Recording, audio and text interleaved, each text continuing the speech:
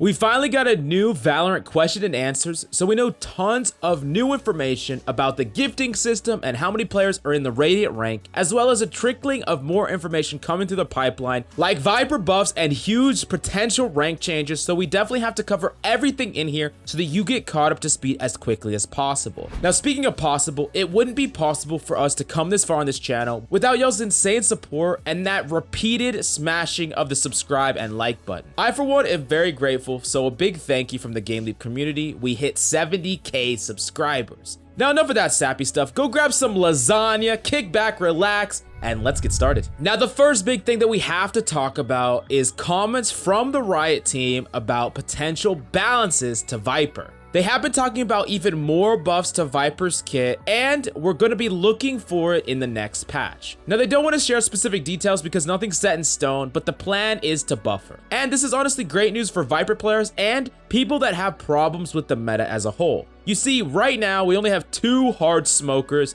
in Omen and Brimstone, and Viper can fill that role, but the downside of it is her power level was just a little bit lacking. Now, I definitely do think that if you put in time and effort into playing Viper, you could hard climb with her in ranked, but if pro players aren't putting the time and effort into playing Viper, then there is an obvious power lacking in that department, so more balances is great for Viper, and I hope to see her in a bigger part of the meta, hopefully, so we see less operators going forward, which I'm sure everyone would like. Now, the next thing we gotta talk about is from Big Boss Morello talking about the rank system as a whole. Well, you see, the head creative designer for the ranked system as we know it right now no longer works in the company. He quote-unquote left the company, and basically what that means from a ranked perspective is when your creative lead leaves, the visionary, the director, the person who runs it, like, he's not the only person that's working on the system. There are definitely people behind the scenes, but if he was the lead, they're probably gonna get someone to replace his job, and they're most likely gonna have a different sort of mentality involving rank. This could lead to some really big and dramatic changes to the ranked system. Now, me personally, I really would love to see a physical rank number so that we can see the rank up and rank down, and then have thresholds for certain ranks. This way we can physically see how our rank system is moving. This is true in a lot of different rank systems, specifically the one I'll reference is Overwatch, where you see how your rank system moves and by how much depending on how you did. This helps you better track your progress, and it would also be a lot nicer for us when we win multiple games in a row and we're like, hey, we're still not ranking up, how close are we? And this could better help us see, like, when we win multiple games in a row and think, hey, we're still not ranking up, how close are we to ranking up? Or maybe you popped off but lost, and then you want to know just how much you lost for that game, even though you like top fragged or something like that. This would be a cool change to the rank system. We don't know, we can only speculate right now, but just know that there are most likely going to be big rank changes coming soon, which honestly most games go through multiple rank changes through the course of its lifespan. Now, we did get some question and answers talking about some big things about Valorant that are coming to Valorant, or big questions that we have. The first question is, will Valorant get a gifting system like League has? So they actually confirmed that yes, coming soon, we will actually get a Valorant gifting system. Now, I don't have any friends, so no one's gonna give me anything. But for those of you who do have some friends, you can gift your friends some things to celebrate victories, holidays, or things like that. One of the coolest things you could do is be like, hey, clutch, and I'm gonna buy you this. And you know, when you're playing with your friend, that could be a fun way to like, hey, if you clutch this round 1v5, I'll buy you whatever. And it's just kind of a cool thing just for fun. But of course, this is just a cool thing, and I'm really glad they're gonna add it. It's gonna be sometime soon, by the end of 2020 for sure, but we'll have to wait and see exactly when it will come out. Now, the next quick question that we got is Valorant gonna get an in-game replay system? Now, yes, there is, and they're gonna be exploring it soon, which is awesome because personally, as a content creator, I'm really excited to be able to dive into the game and make some really interesting visual stuff for you to help you learn. But just for like spicy memes and just all kinds of things, having a replay system not only for just making content, but also doing personal development where you look at your own games and you analyze what you did right and wrong, and then even for playing in scrims and coaching, and there's so many different aspects of having a replay system that I really think that every single competitive game should have a replay system. So I'm really glad that they're making this a priority. Now, the next big question asked is, will there be a map select / playlist option? And I know that this is a really big question for a lot of people because people people want to play the maps that they want to, kind of like you can in CS. You see, there's a few maps that people really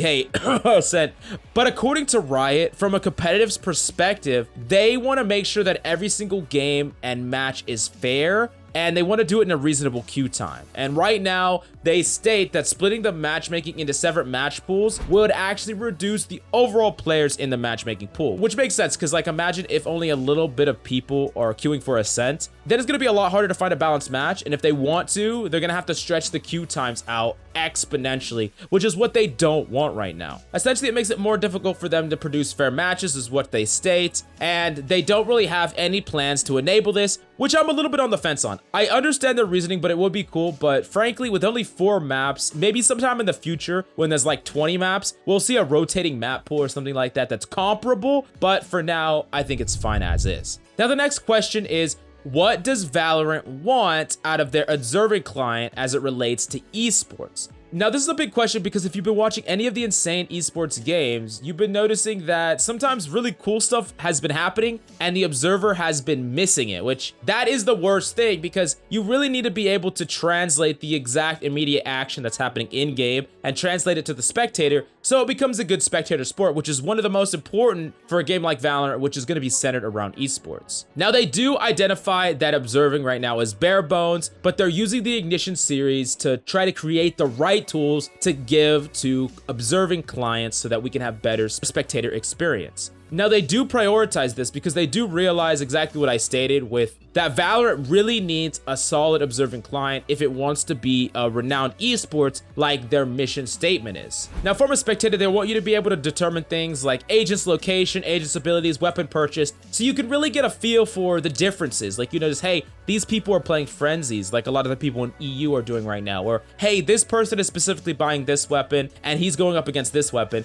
All these things help produce a better narrative and a better spectator experience. They also want to make sure it's entertaining for both new and veteran players. They don't want to make it so only people who have been playing the game for a long time know any idea what's going on. And then something really interesting that they talked about is they want to produce real-time data for both broadcast and fantasy sports. So this is outside of observing. This is just talking about data and stats as they come out, which is really cool. You could do something like a fantasy league or even gamble DraftKings style, which would be cool. And then also from a broadcasting standpoint and an analytical standpoint, it is definitely cool to have access to these numbers. Now, they're going to be sharing more about this later on, but we'll be sure to cover it here when we know more information. Now, the last question asked is, how many Radiant tier players are there in the world? So the amount of Radiant tier players there are in the world is anywhere from 20 to 150 players max, having earned that rank per region. So it really depends on player population size. So I'm guessing in North America or some of the bigger regions, it's going to be 150 players. But then getting to some of the smaller countries, it's going to be like 20 players. But this is actually a lot smaller than I thought it would be. It's interesting that the top rank is actually so small, but